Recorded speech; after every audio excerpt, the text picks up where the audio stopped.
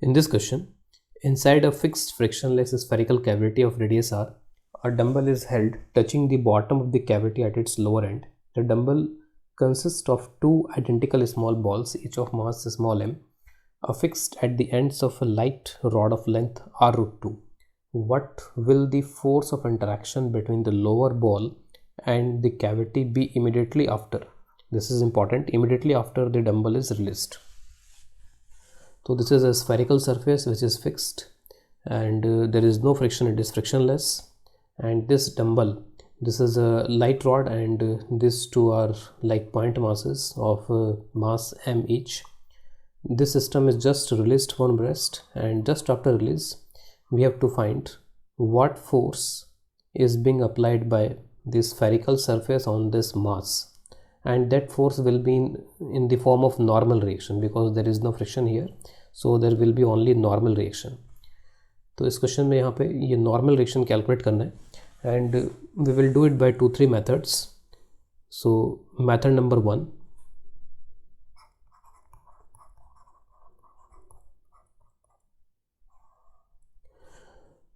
तो इस मेथड में ऐसा करते हैं कि इसमें सर्च करते हैं इंस्टेंटेनियस सेंटर ऑफ रोटेशन को. तो let us search for instantaneous centre of rotation. तो अगर ये पॉइंट मूव करता है तो ये पॉइंट जो है यहाँ पे टेंजेंशियल डायरेक्शन में वर्टिकल मूव करेगा, and this will move in the tangential direction in the horizontal direction. तो tangentially it is moving in the horizontal towards left, and tangentially it will move downward in the downward direction. तो velocities पे अगर perpendicular drop करते हैं तो perpendicular drop करने से उनका जो पॉइंट ऑफ इंटरसेक्शन आएगा, that point of intersection will give the instantaneous center of rotation. And obviously it is very clear in this particular problem that one perpendicular is this one, one perpendicular is this one, and another perpendicular is this one. So obviously the center of this spherical surface is our center of rotation, instantaneous center of rotation. So this is the instantaneous center of rotation, ICR. And just after release there is no angular velocity, there is no omega, there will be alpha only. So the rod is rotating with angular acceleration about this instantaneous center of rotation, and this is a fixed point, and since this is a fixed point there is no acceleration of this point. So it is very important in this question, ICR is fixed. ना तो इसकी कोई velocity है, ना इसका कोई acceleration है, nothing, and it's acceleration is zero. तो अगर इसका एक्सेलरेशन जीरो है तो किसी भी तरीके का सूडो फोर्स और ये सब हमें यहाँ पर अप्लाई करने की इसमें ज़रूरत नहीं होगी. तो there is no need to apply any kind of pseudo forces. तो अब यहाँ पर इसके अबाउट अल्फ़ा एंगुलर एक्सेलरेशन है, तो this point will move with acceleration alpha into r in this direction towards left. So this point has acceleration towards left, alpha into r. So this is the acceleration, and this point has acceleration alpha into r in the vertical downward direction. So these are the direction of two accelerations. These are alpha into r, where r is the radius. So this is alpha into r, and this is also alpha into r. इनको मैं यहाँ पर ए के equal लिख देता हूँ. Suppose this alpha into R is equal to A. इसका free word diagram बना रहा हूँ तो मैं पूरे को एज ए सिस्टम ले रहा हूँ. यहाँ पर रॉड और दोनों पार्टिकल्स को, पूरे डंबल को एक सिस्टम लेते हुए मैं यहाँ पर इसकी इक्वेशन लिखने की कोशिश करूँगा. तो this is the dumbbell, the two particles are here. तो एक्सटर्नल फोर्सेस को यहाँ पे इस पर रिप्रेजेंट कर लेते हैं. तो एक्सटर्नल फोर्सेस यहाँ पर कौन कौन से होंगे? तो एक तो यहाँ से जो नॉर्मल रिएक्शन आएगा वो, तो normal reaction this is the external force here. फिर उसके बाद में यहाँ से जो नॉर्मल रिएक्शन आएगा ये हॉरिजॉन्टल डायरेक्शन में टुवर्ड्स सेंटर इस तरीके से आ जाएगा. फिर यहाँ पर ये इसका वेट mg और यहाँ पर ये इसका वेट mg. तो this is normal reaction, suppose n1, this is normal reaction, this is n2, and this is mg and this is also mg. Force applied by rod will be internal, और फिर उसको इस diagram में दिखाने की ज़रूरत नहीं है. रॉड जो भी फोर्स लगाएगी वो इंटरनल हो जाएगा, जितना इस पार्टिकल पे लगेगा उतना ही इस पार्टिकल पे लगेगा यहाँ पे. तो we have to calculate n1, और n1 कैलकुलेट करने के लिए यहाँ पर अगर मैं वर्टिकल डायरेक्शन में इक्वेशन लिखता हूँ तो n2 नहीं आएगा उसमें, तो let us right equation in the vertical direction. तो वर्टिकल डायरेक्शन में इक्वेशन NLM की इक्वेशन, तो NLM in vertical direction,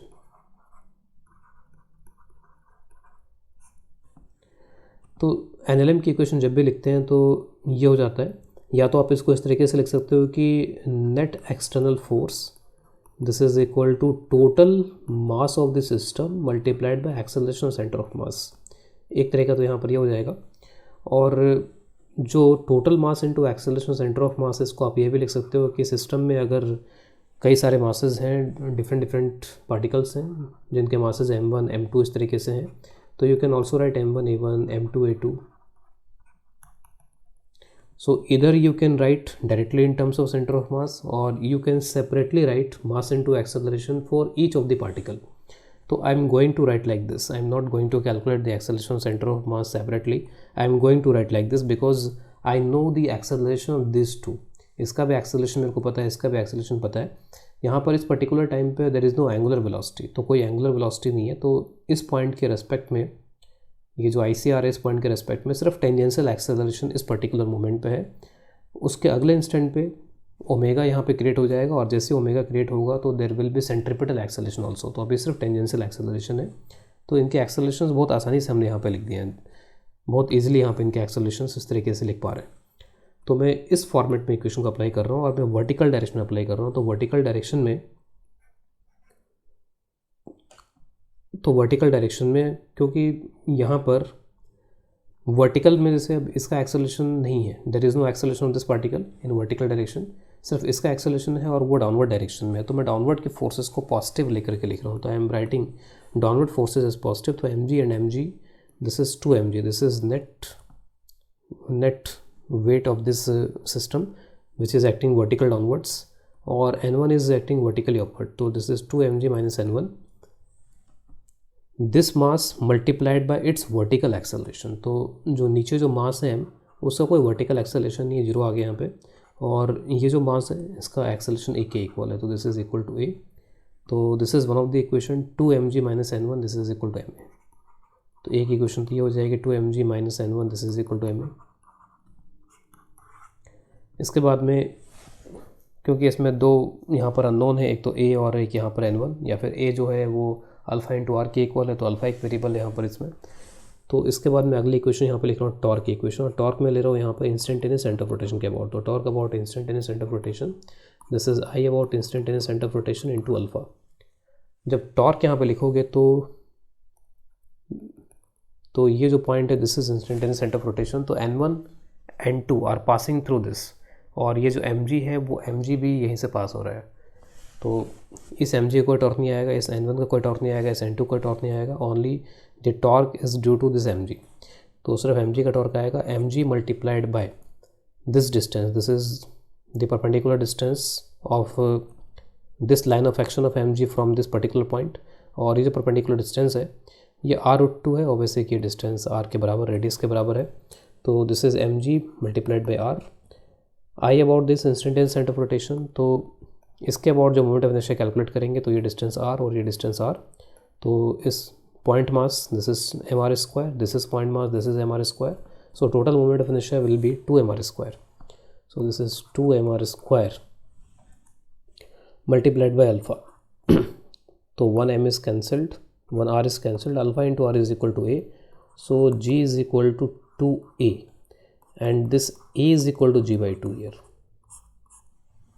Let us put a in this equation, so 2mg minus n1 this is equal to mg by 2, and from here n1 is equal to 3mg by 2.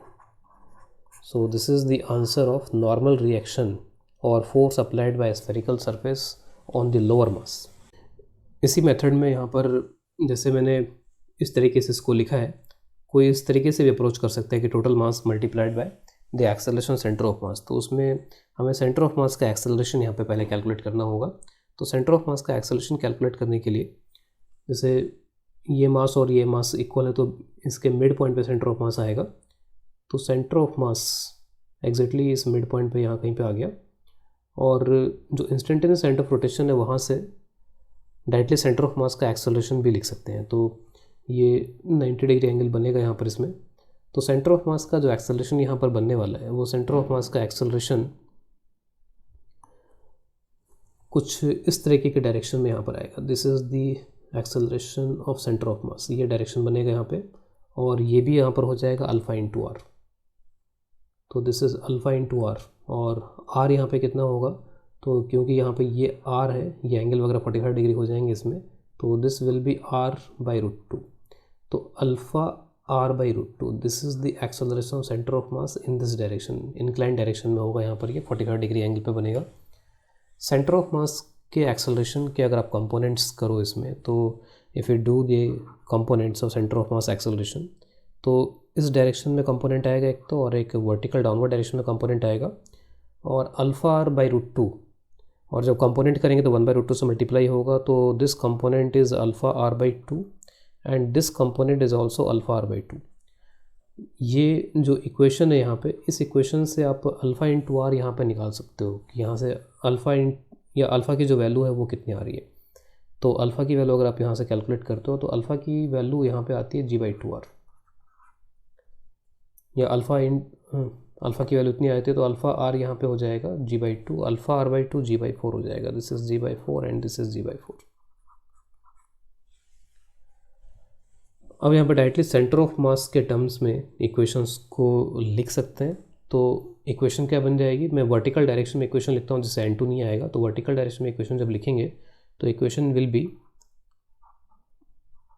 2mg minus n1, this is the net force, और this is total mass multiplied by acceleration centre of mass, so it will give mg/2। Again आप देख सकते हो कि जो normal n1 है वो यहाँ पे 3mg/2 के इक्वल आ जाएगा। तो इस तरीके से भी इसको अप्रोच कर सकते हैं। इसके बाद नेक्स्ट मेथड से देखते हैं इस क्वेश्चन को। तो नेक्स्ट मेथड में यहाँ पर जैसे इसको रिलीज़ करेंगे, तो जैसे अब ये जो भी है इसका जो भी एक्सेलरेशन होगा वो एक्सेलरेशन यहाँ पे बस टेंजेंशियल डायरेक्शन में पॉसिबल है, ये ऑलरेडी हमने यहाँ पे देख भी लिया है। तो रिजिड बॉडी कंस्टेंट, तो टेंजेंशियल डायरेक्शन मूवमेंट होगा, टेंजेंशियल डायरेक्शन में इसका एक्सेलरेशन यहाँ पर हो सकता है। किसी भी तरीके का सरफेस के परपेंडिकुलर डायरेक्शन में एक्सेलरेशन नहीं होगा, क्योंकि सेंट्रीपिटल एक्सेलरेशन इस टाइम पे 0 होगा। तो इसका जो भी एक्सेलरेशन होगा वो केवल टेंजेंशियल टू द सरफेस ही पॉसिबल है according to the rigid body constant. तो यहाँ पे टेंजेंशियल डायरेक्शन में इसका एक्सेलरेशन अगर मैं ए के इक्वल अज्यूम कर लूँ तो ये ए डाउनवर्ड होना चाहिए। तो this acceleration should be A downward, या फिलहाल के लिए भी मैं इसको A1 लिख देता हूँ, दिस इज़ A1 डाउनवर्ड। और इसका जो भी एक्सेलरेशन है वो भी सरफेस के अलोंग होगा टुवर्ड्स लेफ़्ट, तो इसका सरफेस के अलोंग टुवर्ड्स लेफ़्ट होना चाहिए। इसके एक्सेलरेशन को अभी मैं यहाँ पर A2 लिख देता हूँ। और आप देख सकते हो कि A1 का जो कंपोनेंट होगा रॉड के अलोंग यहाँ पर ये कंपोनेंट, और A2 का जो कंपोनेंट यहाँ पर बनेगा रॉड के अलोंग यहाँ पर, ये दोनों कंपोनेंट बराबर होने चाहिए। और ये जो एंगल बनेंगे फिलहाल के लिए भी 45 डिग्री बनेंगे अकॉर्डिंग टू द ज्योमेट्री। तो A1 cos 45, this is equal to A2 cos 45। तो A1 is equal to A2, इसको आप जस्ट A के इक्वल अज्यूम कर लो, तो this is equal to A। तो दोनों का एक्सेलरेशन जो है वो बराबर आ गया यहाँ पे। अब इसके बाद इसका फ्री बॉडी डायग्राम बना सकते हैं। We can make the free body diagram of this body. इस डंबल का फ्री बॉडी डायग्राम बना लेते हैं। तो free body diagram will be something like this. तो यहाँ पे रॉड हो गई और ये हो गए यहाँ पर पार्टिकल्स। फ्री बॉडी डायग्राम अगर मैं पूरे सिस्टम का बनाऊंगा तो पूरे सिस्टम के फ्री बॉडी डायग्राम में यहाँ पर एक तो नॉर्मल रिएक्शन हो गया यहाँ पर ये जो हमें कैलकुलेट करना है N1, और एक यहाँ पे ये नॉर्मल रिएक्शन हो जाएगा N2। इसके अलावा यहाँ पर ये हो गया mg, और ये भी हो गया यहाँ पे mg, दिस इज़ mg। ठीक है, तो ये सब कुछ यहाँ पर हुआ। इसमें जो वेरिएबल्स दिख रहे हैं फ़िलहाल के लिए, तो जो वेरिएबल्स मुझे यहाँ पर दिख रहे हैं वो हैं यहाँ पर एक्सेलरेशन भी है साथ के साथ, यहाँ पर एक्सेलरेशन a इसका इधर, इसका एक्सेलरेशन a इधर की तरफ है। तो जो मुझे दिख रहे हैं यहाँ पर वो है N1, N2 और ये a। ठीक है, N1, N2 और a, यहाँ पर ये 3 वेरिएबल्स इसमें नज़र आ रहे हैं।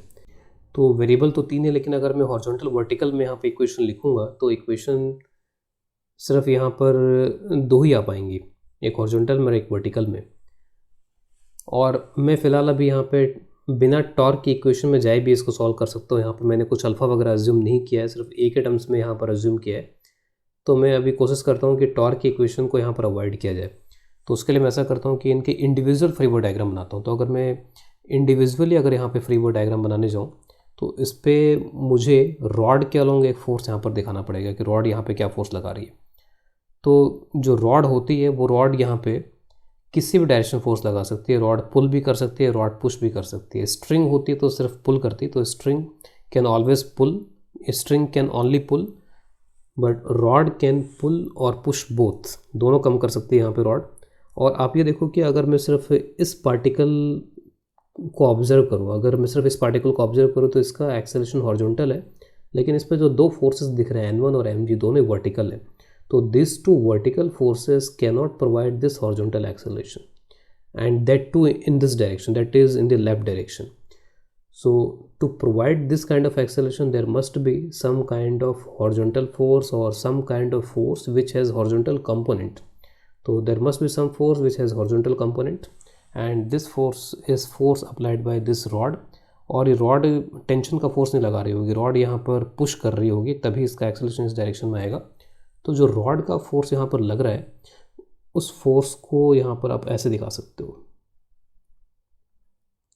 This is the force applied by the rod and this is the force applied by the rod like this. दोनों पे अपोजिट डायरेक्शन में इस तरीके से फोर्स यहाँ पर आएगा. इस फोर्स को वैसे मैं T लिख देता हूँ, लेकिन ये टेंशन नहीं है. This is not tension, this is some kind of compression. तो रॉड जो है टेंशन नहीं लगा रही, पुश कर रही है यहाँ पर. तो जस्ट मैंने T सिंबल जरूर यूज़ किया है, बट ये टेंशन नहीं है.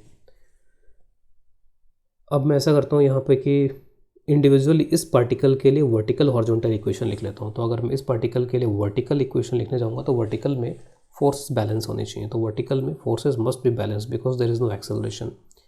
तो यहाँ पर अब इक्वेशन इस लोअर पार्टिकल के लिए एक्सेलरेशन इसका हॉरिजॉन्टल डायरेक्शन है. वर्टिकल में इक्वेशन लिखेंगे तो फोर्सेस बैलेंस होने चाहिए. तो mg और t का कंपोनेंट आ जाएगा t/√2. This is equal to n1. This is one equation. फिर उसके बाद में हॉरिजॉन्टल इक्वेशन अगर मैं लिखूँ यहाँ पे तो हॉरिजॉन्टल t/√2 है कंपोनेंट टेंशन का, and this would be equal to mass into acceleration. अब इन दोनों इक्वेशन में n1, t और a we have three variables, one more equation is required. अब मैं अगर इस पार्टिकल की इक्वेशन लिखता हूँ, if I write the equation of this particle then we should avoid this n2. इस n2 को अवॉइड करके इक्वेशन लिखनी चाहिए, और n2 को अवॉइड कर सकते हैं अगर वर्टिकल डायरेक्शन में इक्वेशन लिखें. If you write equation the vertical direction then n2 can be avoided. So let us avoid n2 in writing the equation. I am writing the equation the vertical direction for this particle. So for the upper particle, acceleration is in the downward direction. So this is mg minus t/√2. This is equal to ma. This is equation number 3. So this t/√2 is equal to ma. तो इन दोनों को अगर मैं यहाँ पर add कर दूँ तो उससे एक्सेलरेशन आ जाएगा, या अगर मैं इन दोनों को ऐड कर दूँ तो उससे एक्सेलरेशन आ जाएगा. तो 2ma this is equal to mg and this a will give you g/2. अगर a g/2 है तो उससे आप t/√2 की वैल्यू कैलकुलेट कर लो. t/√2 is put this a in this second equation. So this is mg/2 and we need this mg/2 in the first equation. So in the first equation you can write it as mg plus t/√2 is mg/2. This is mg plus mg/2. This is n1, and again we got the same answer. n1 is 3 mg/2. तो इस question को अब एक next method से यहाँ पे करते हैं. तो इसमें कुछ इस तरीके की अप्रोच रखते हैं इस पर्टिकुलर मेथड में कि जो सेंटर ऑफ मास है उस सेंटर ऑफ मास के मैं एक्सेलरेशंस और जो भी एंगुलर एक्सेलरेशंस उनको मैं अज्यूम कर लेता हूँ, जैसे जनरली हम बहुत सारे रोटेशन के प्रॉब्लम में क्या करते हैं. तो सेंटर ऑफ मास का एक्सेलरेशन और सेंटर ऑफ मास के अबाउट इसका एंगुलर एक्सेलरेशन मैं अज्यूम कर रहा हूँ यहाँ पर इसमें. अब क्योंकि जो भी यहाँ पर ये पूरा डंबल सिस्टम है, इस पर हॉरिजॉन्टल फोर्सेस भी हैं और वर्टिकल फोर्सेस भी हैं. तो since they are horizontal and vertical both kind of forces, so we have to assume the acceleration of center of mass in horizontal and vertical direction both. So दोनों direction में हमें इसका acceleration assume करना पड़ेगा centre of मास का. तो जो भी यहाँ कहीं पे ये सेंटर ऑफ मास है, इस सेंटर ऑफ मास का एक एक्सेलरेशन में इस डायरेक्शन में अज्यूम कर रहा हूँ हॉरिजॉन्टल, क्योंकि ये आइडिया हमको है कि यहाँ पर ये जो भी सेंटर ऑफ मास है टुवर्ड्स लेफ़्ट जाएगा और डाउनवर्ड जाएगा वर्टिकल में। तो वर्टिकल और हॉरिजॉन्टल एक्सेलरेशंस मैंने यहाँ पर इसके लिए अज्यूम कर लिए। सपोज़ ये है A1 और ये है A2, और इसके अलावा इट इज़ रोटेटिंग ऑल्सो, तो इसका जो एंगुलर एक्सेलरेशन है वो अल्फ़ा मैंने यहाँ पर अज्यूम कर लिया। अब कुछ कंस्ट्रेंट्स का यूज़ करके we can reduce our variables. At this time I have taken 3 variables for acceleration, A1, A2 and alpha, and at this particular instant there is no angular velocity, otherwise वो भी एक variable यहाँ पर होता और उसके वजह से कुछ सेंट्रीपिटल टाइप के एक्सेलरेशन जनरेट हो जाते। अब मैं यहाँ पर अगर ऊपर वाले के लिए एक्सेलरेशंस दिखाऊं कि ऊपर वाले के एक्सेलरेशंस क्या क्या हैं, तो एक तो जो भी ट्रांसलेशनल एक्सेलरेशन है वो एज इट इज़ यहाँ पर लिखने पड़ेंगे। तो A1 will be like this, तो A1 जो है वो ऐसे आ गया, फिर उसके बाद में ये A2 आ गया, सॉरी, तो A1 और A2 यहाँ पर इस तरीके से आ गए, और इस अल्फ़ा क्लॉकवाइज जो यहाँ पर अल्फ़ा है उसके वजह से जो इसका एक्सेलरेशन आएगा वो अल्फ़ा इंटू L/2 हो जाएगा। This will be alpha into L/2 perpendicular to the rod.